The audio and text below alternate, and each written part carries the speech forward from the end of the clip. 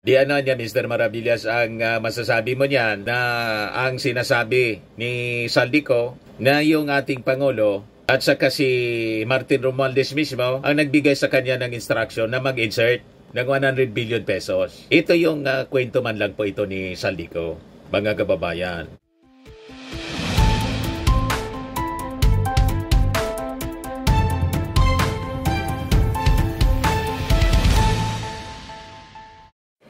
Hello po mga kababayan, si Dante Maravillas. May breaking news ngayon.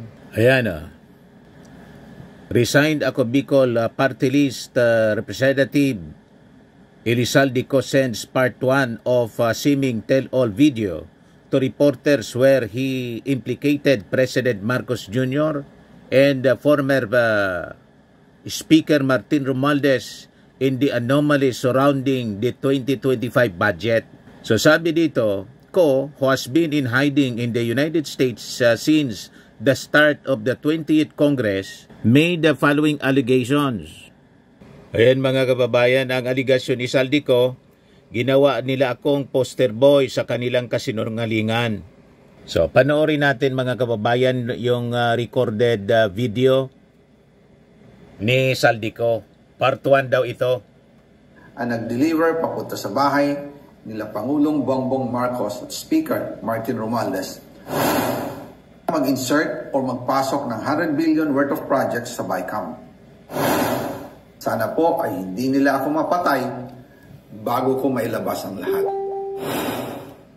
Ginawa ko lang ang utos sa akin, pero ngayon, handa na akong harapin ang lahat.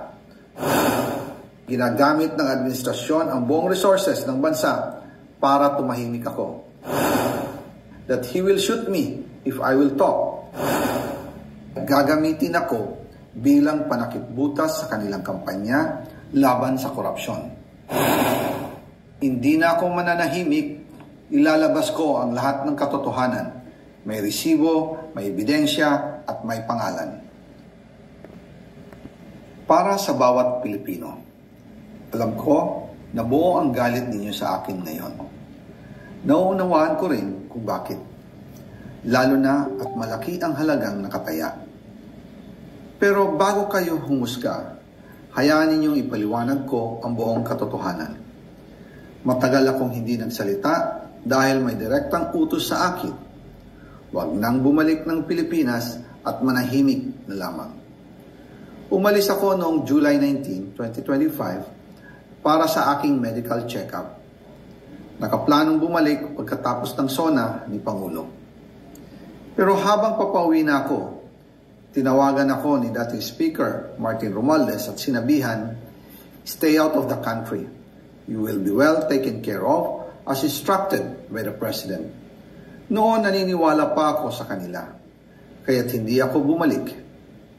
Tumikom ang aking bibig, sumunod ako, pero ang hindi ko alam, ang ibig pala nilang sabihin sa aalagaan ka namin ay gagamitin ako bilang panakipbutas sa kanilang kampanya laban sa korupsyon.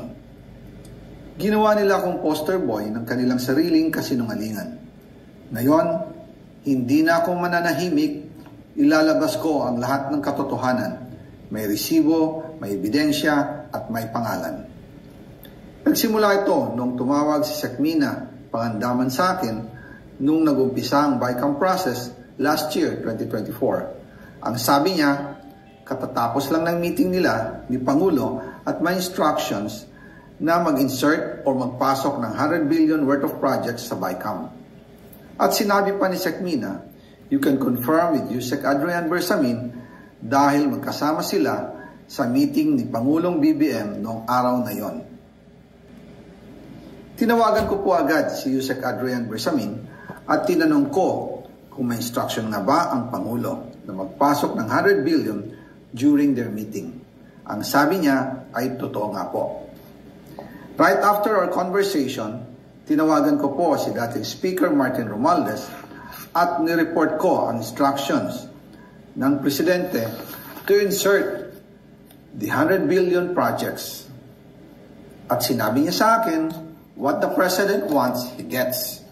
After ng ilang araw, nag-set po ng meeting si Sekmina Pangandaman at Yusek Adrian Bersamin, sa amin ni dating Speaker Martin Romualdez sa Aguado Building in front of Gate 4 ng Malacanang at nandun din po si Yusek Jojo Cadiz. During the meeting, binigay po ni Yusek Adrian Bersamin ang listahan na worth 100 billion.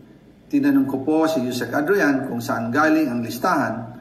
Ang sagot niya, galing kay PBBM mismo at binigay niya ito mula sa brown leather bag.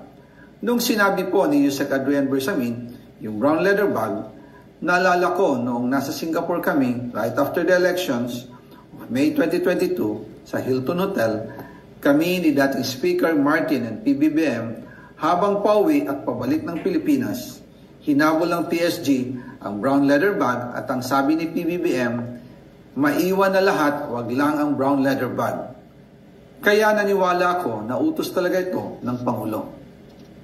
Pagkatapos ng ilang araw, I informed sina dating Speaker Martin Romualdez, Sekmina Pangandaman, Yusek Adrian Bersamin, and Yusek Jojo Cadiz na kung pwede 50 billion lang ang ipasok sa program funds dahil so sobra ang DPWH funds versus sa DepEd. In practice, hindi pwede na mas malaki ang budget ng DPWH kaysa edukasyon.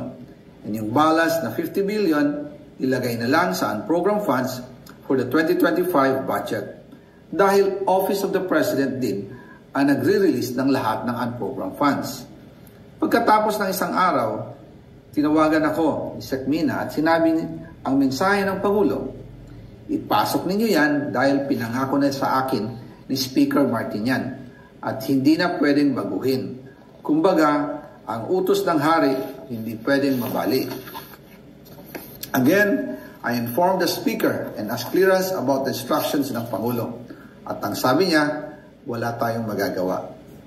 Kaya po nagtataka ako kung bakit sinasabi ni Pangulo na hindi niya makilala ang budget. Samantalang lahat na binawas at dinagdag sa mga ahensya ng gobyerno ay humihingi ng approval sa kanya si Sekmina Pangandaman.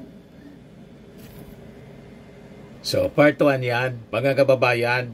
So, ibig sabihin may part 2, baka may part 3 pa. Ito ang sinasabi ni Saldico, mga kababayan. Ito yung mga sinasabing insertions. Yan po. Sagaa. Yan. Ito pa. Iba-ibang mga lugar siya, mga kababayan, yung mga projects involving millions of pesos, mga kababayan.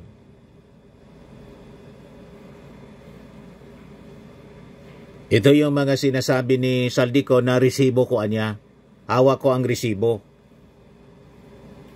Buong Pilipinas ito na sinasabing insertions. So ito yung summary ng sinasabi ni Saldico. Number 1, that Marcos Jr. through his cousin and then Speaker Martin Romualdez instructed him to stay outside the country when he left the Philippines in July 19, 2025.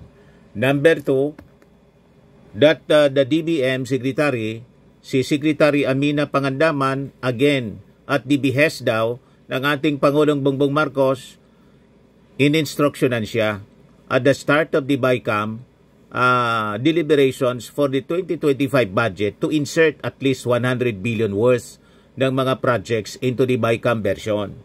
Number 3, sa kanyang aligasyon man lang po niya ito, a meeting was later held at the Aguado Building near Malacanang where Yusek Adrian Bersamin allegedly handed over a list of projects worth 100 billion, reportedly taken from a brown leather bag said to belong to the President. Pang-apat na kanyang aligasyon, that officials later agreed to insert only 50 billion instead, with the remaining amount to be covered by the unprogrammed funds released by the Office of the President. Di ano niya, Mr. Maravillas, ang masasabi mo niyan na ang sinasabi ni Saldico na yung ating Pangulo at saka si Martin Romualdez mismo ang nagbigay sa kanya ng instruction na mag-insert ng 100 billion pesos. Ito yung kwento man lang po ito ni Saldico. mga kababayan. Wala pang reaction yung Palasyo Malacanang. Hintayin natin kung ano yung magiging side ng Palasyo Malacanang tungkol dito sa naging aligasyon po ni Saldico. Okay pa? So wala muna tayong masasabi, mga kababayan. Pero alam naman ninyo, sa pagkagawa lang ng script ng binabasa ni Saldico, malamang abogado niya ang gumawa nito. At kung bakit part 1, muna, malamang may gustong ipahiwatig itong si Saldico sa ating administrasyon. Kaya hindi na muna niya, mga kababayan, sinasabi yung lahat ng sabi niya kanyang nalalaman. May parto nga po eh. Kung ano yung motibo niya kung bakit parang ginawa niyang teleserye ang kanyang pagsisiwalat, malalaman natin yan sa mga susunod na developments ng balita. So abangan na muna natin, mga kababayan, kung ano ang kasunod nito, yung parto niya. At kung ano yung sasabihin ng Palasyo Malacanang, yung reaction, hintayin natin. But sigurado yung mga DDS po, magtatalunan po. At malamang gamitin itong statement na to ni Saldico sa naka-schedule na rally ng INC para gatungan po ang EDSA People Power para iupo si Sara. Sabi ko nga po sa inyo, mga kababayan, ang intensyon nila, iupo si Sara para hindi na matuloy yung investigasyon.